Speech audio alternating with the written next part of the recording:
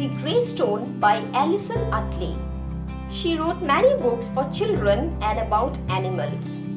In this story, we will read about a little girl and a stone who finds a way in a house, gets a name and becomes a matter of pride in a girl's home. In the story, the stone personifies, that is, the stone is given human qualities and characteristics. We will come to know as we read the chapter. One fine day, little Amanda brings a grey stone home, kicking it all the way from the school gate. She kicks it till the doorstep and goes in to tell her mother about school that day.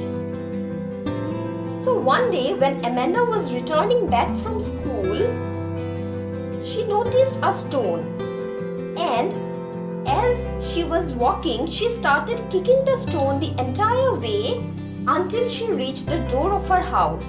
She left the stone outside and entered the house to talk to her mother about whatever happened in her school that day. The stone lay by the doormat and stared around. For years, it had been lying in the roads, kicked here and there. It had been broken off a cliff by a roadman. So for several years, the stone was lying on the road and the passers-by were kicking it from one place to another. But now the stone was in a new place, that is by the doormat of Amanda's house, and it started looking all around. We also learned that this stone was broken off a cliff, that is of a high rock, by a roadman. That means a person who repaired roads. The stone had wanted to go to school or to see the inside of a house, but the doors were always shut. It had never been as close to a door as this. This stone wanted to visit a school and also come inside a house, but no one took it, and this was for the first time that it was lying so close to a door. "Prop the door open, Amanda," said a voice. Amanda stepped outside, picked up the stone and put it inside the house against the door. The stone was actually inside the house. This is real life, it thought. Then the stone heard someone asking Amanda to open the door by placing something against it. Amanda went outside, picked up the stone and placed it against the door. And thus the stone went inside the house, and it thought that yes, this is real life. It pushed hard and kept the door open, while Amanda's mother went out and soon returned with a pile of clothes. Then someone closed the door and it was safe inside. The stone tried hard to keep the door open when Amanda's mother went out and came back with a pile of clothes. Suddenly, someone closed the door and the stone was safe. Let's see what it will do inside. It sat in a corner, listening to the sounds and watching the sights inside the house. It watched the cat and the dog and the baby in the cradle. Sitting in the corner, it watched everything that was going on. The stone listened to the sounds, watched the cat, the dog and the baby who was sleeping in its cradle. When everyone had gone to sleep and the lights were put out, it listened to the voices which are heard only in the night. It listened to the mice scampering, the grandfather clock going tick-tock, the table grunting and the chairs squeaking.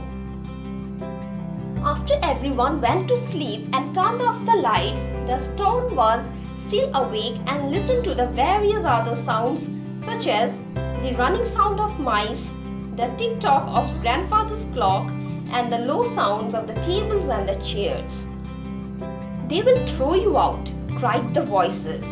"But I don't want to go," replied the stone.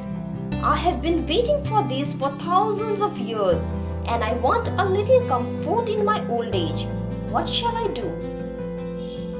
The stone felt as if everyone was saying that it will be thrown out of the house, and it replied that it doesn't want to go out as it had been waiting to be inside a house from thousands of years.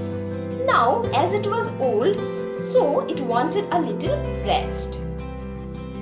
"Disguise yourself," they suggested. So the mice dragged Amanda's velvet cap and pulled it over the top of the stone. The scarf fell down from behind the door and wrapped itself around the stone. Amanda's boots moved in front of it. Everyone gave the stone an idea to disguise itself. That means to change the way it looked so that nobody knows who it actually was. The mice helped it by pulling Amanda's velvet cap over the top of the stone. The scarf fell down and wrapped itself around the stone. And Amanda's boots moved in front of the stone to hide it. All day and night the stone hid there. The next morning a broom dragged it into the light. "What's the stone doing here?" asked Amanda's mother. The stone was hiding the entire day and night. But the next morning, when Amanda's mom was sweeping the house, she saw the stone and inquired about it. "It's the doorstop," exclaimed Amanda, remembering how proud the stone felt. It was the first time it had a name. Amanda's father picked up the stone. He was about to fling it out, then he suddenly changed his mind. He examined the stone. He gave it a tap with a hammer. A few pieces of the stone chipped off. When Amanda replied that it's the doorstop, the stone felt very proud because it got a name for the first time. Amanda's father then picked up the stone to throw it away. But suddenly he changed his mind and started looking carefully at the stone. And then he hit the stone with a hammer and it broke into several small pieces. "What are you doing, father?" asked Amanda as she stared up at him. "See here," he said, "this is a fossil." Inside the stone was a fern, perfect and beautiful. The tiny leaves were as clear as if they had been pressed into the stone that same day. Amanda was observing everything and later on asked her father about it. He saw her the fossil, that is a part of a plant that lived thousands of years ago and got pressed into that rock.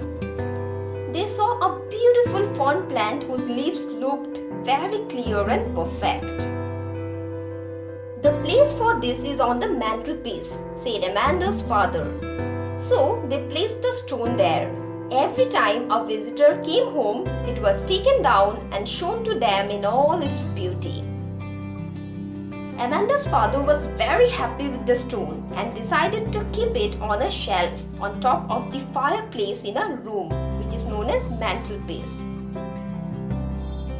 And whenever someone visited their home, they used to take down the stone and show its beauty. In this way, the stone finally found a place for itself.